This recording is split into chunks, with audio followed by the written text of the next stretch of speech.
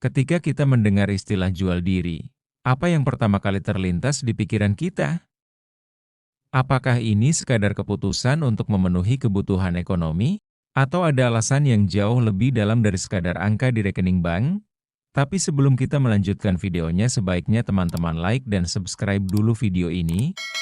Jika sudah, ayo kita lanjutkan ceritanya. Let's go!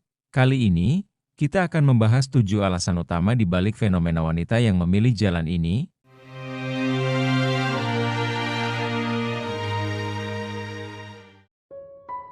Alasan yang pertama, kebutuhan ekonomi yang mendesak. Salah satu alasan paling umum yang sering kita dengar adalah karena kebutuhan ekonomi. Di dunia yang penuh dengan kesenjangan, tak sedikit wanita yang terjebak dalam situasi sulit. Terkadang, mereka dihadapkan pada pilihan antara bertahan hidup atau merendahkan diri. Namun, apa yang mereka hadapi jauh lebih rumit dari sekadar uang. Tapi, apakah benar uang adalah satu-satunya alasan di balik semua ini? Kita akan melihat alasan lainnya yang bisa jadi jauh lebih mengejutkan. Alasan kedua, pengalaman trauma masa lalu. Banyak yang mungkin tidak menyadari bahwa trauma masa lalu, seperti pelecehan atau kekerasan seksual, bisa membentuk keputusan wanita di masa depan. Wanita yang pernah mengalami trauma ini mungkin merasa tak lagi memiliki kendali atas tubuhnya dan memilih untuk menjual diri sebagai bentuk pelarian atau bahkan penghukuman diri. Apa yang kita lihat di permukaan seringkali tak mencerminkan luka batin yang dalam. Tapi ini baru awalnya. Masih ada alasan yang mungkin tak pernah kamu duga. Alasan ketiga, pengaruh lingkungan sosial. Tekanan dari lingkungan sekitar juga menjadi faktor yang tak bisa diabaikan. Di beberapa kalangan, terutama di perkotaan besar, gaya hidup yang glamor bisa memancing seseorang untuk mencari uang dengan cara instan. Teman-teman yang menjalani kehidupan malam, mengajak atau bahkan mendorong untuk mencoba hal-hal berisiko. Terkadang, keputusan untuk menjual diri bukanlah pilihan pribadi, tetapi hasil dari pengaruh eksternal. Lalu, apakah semua orang bisa terhindar dari pengaruh ini? Alasan keempat, ketergantungan pada narkoba. Ketergantungan pada narkoba seringkali menjadi alasan di balik keputusan wanita untuk menjual diri. Kebutuhan akan obat-obatan yang mahal memaksa mereka mencari jalan pintas untuk mendapatkan uang. Di titik ini, pilihan moral seringkali tergantikan oleh dorongan fisik dan psikologis yang kuat. Tapi, apakah ini hanya masalah ketergantungan fisik? Atau ada sesuatu yang lebih besar yang mendorong mereka ke jurang ini? Alasan kelima, rasa tidak punya pilihan lain.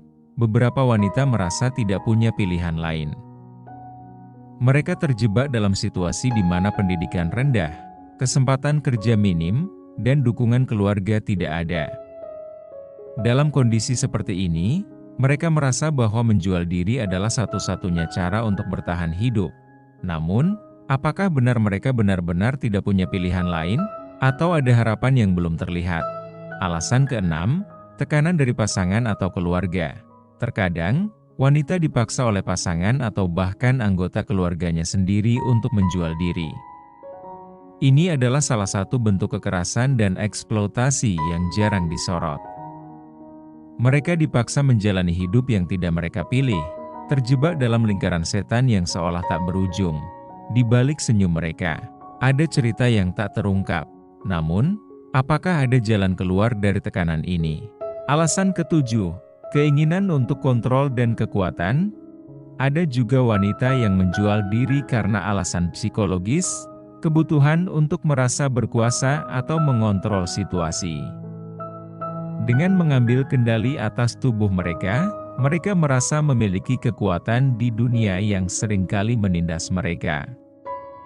Bagi beberapa orang, ini adalah bentuk pemberontakan terhadap norma-norma sosial. Tapi, apakah benar ini memberi mereka kendali atau justru semakin memperburuk situasi? Kesimpulan dan pesan akhir. Fenomena wanita yang menjual diri memiliki banyak sisi yang jarang kita pahami. Setiap orang memiliki alasan yang berbeda, dan di balik setiap pilihan ada cerita yang kompleks. Kebutuhan ekonomi, trauma, tekanan sosial, semuanya saling terkait. Namun, yang harus kita ingat adalah bahwa mereka juga manusia. Mereka membutuhkan dukungan, bukan penghakiman.